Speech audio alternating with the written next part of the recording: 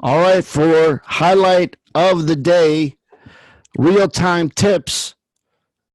We discussed about how to understand and read the real time. So let's stick, if you remember Friday's video, which I just downloaded to the YouTube on Monday, but it was from Friday about the unemployment report, a strong report we couldn't rally. Today was the opposite.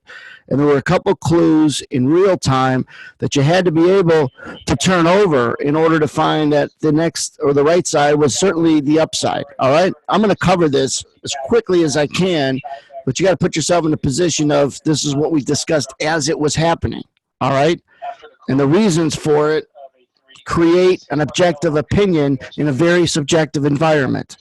Everybody has trouble reading the real time. And when I'm trading poorly, I'm having trouble reading the real time. When you're trading poorly, you have trouble reading the real time. Problem is most people never learn the right way to read the real time. So they're always trading inconsistently. But to read the real time is to be objective in a very subjective environment. When you're risking money, it's emotional. When you're risking your own money, it's even more emotional. When you're down money, it's even more emotional. You keep stacking the emotion. How could you be objective? How could you be calm under that kind of fire? You have to be able to use repetition to say, wait a second, this is something I recognize that I wouldn't have recognized unless I was looking for it. Number one, we had a market that opened up weak and then rallied right away. Opened up at 16 even down in here and jumped. Now, a couple things could happen.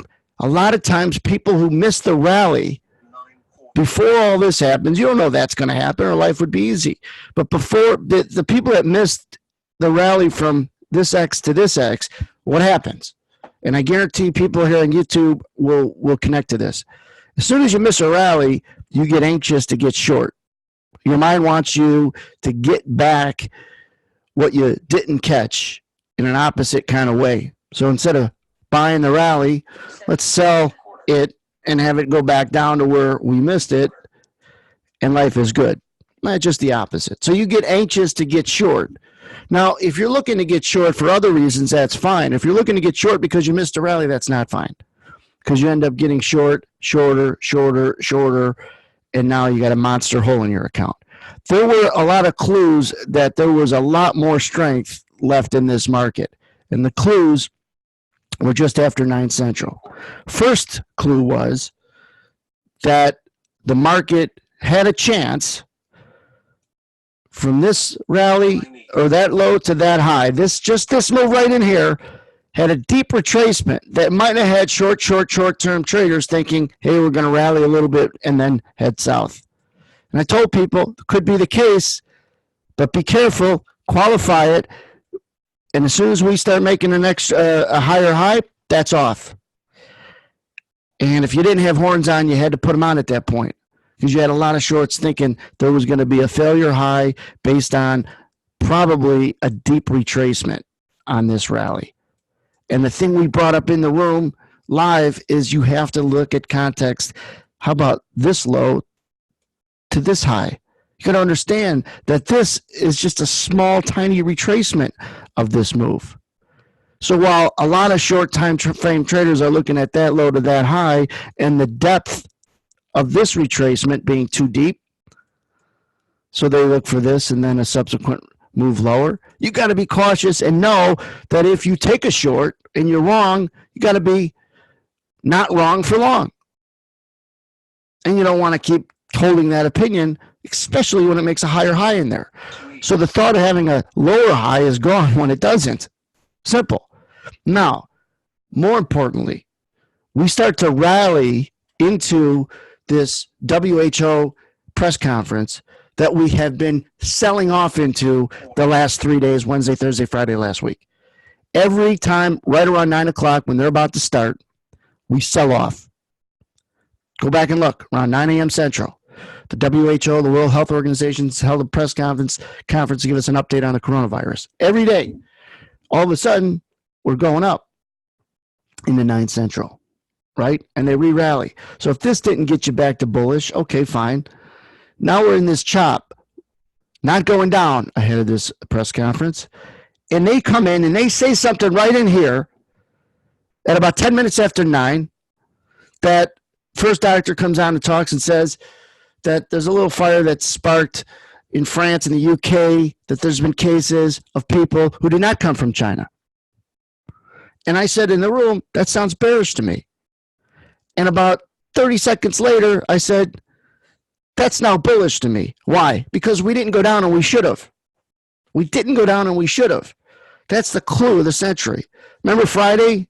We should have stayed strong on a strong non-farm payroll number, and we couldn't, and we went below where we started, and we were weak most of the rest of the day.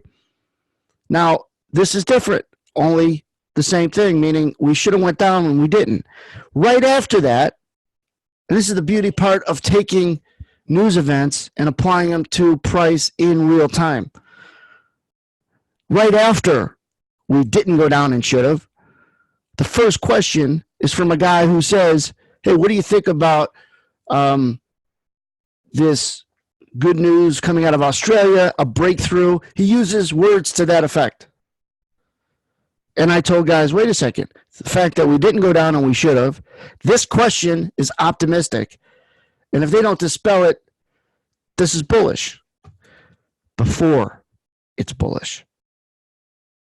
And you could take other things in context, like the congestion box we talk about, and the fact there's usually buy stops above it.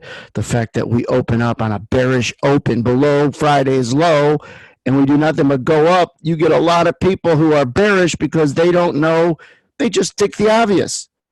Most people, when we close here on a Friday and we open up here, and the low Friday was here, and we even open up below Friday's low, everybody and their cousin is short or bearish or wants to get short. Hey, it's a gap open lower. We do nothing but rally. That's this right in here. So we'll use that in context with everybody and their cousin's probably bearish. We've kind of had an opening drive higher, which means we open and rally. We don't go down ahead of a press conference in the previous 3 days where we went down. We didn't go down when the doctor said a little bit of a spark plug or fire, I don't know what kind of word he used, that some people in France and the UK were getting this flu or getting this virus and not having been to China. That was around 32 even. And then when the first question talks about a breakthrough, I don't even care what the breakthrough is. All I care about is it was, where was it, 34.5. It was right in here. Guys that are in the room paying attention, which is most guys are in the room paying attention, caught it or didn't get short. And that's the number one thing of anybody who you listen to and follow that's objective is keep you off the wrong side first. If you could be off the wrong side, saving money is like making money. I know that's not sexy and seductive, and guys who sell stuff out there that want you to trade exactly when they tell you to buy it and sell it, go and follow those guys if you'd like. But they got to keep you off the wrong side.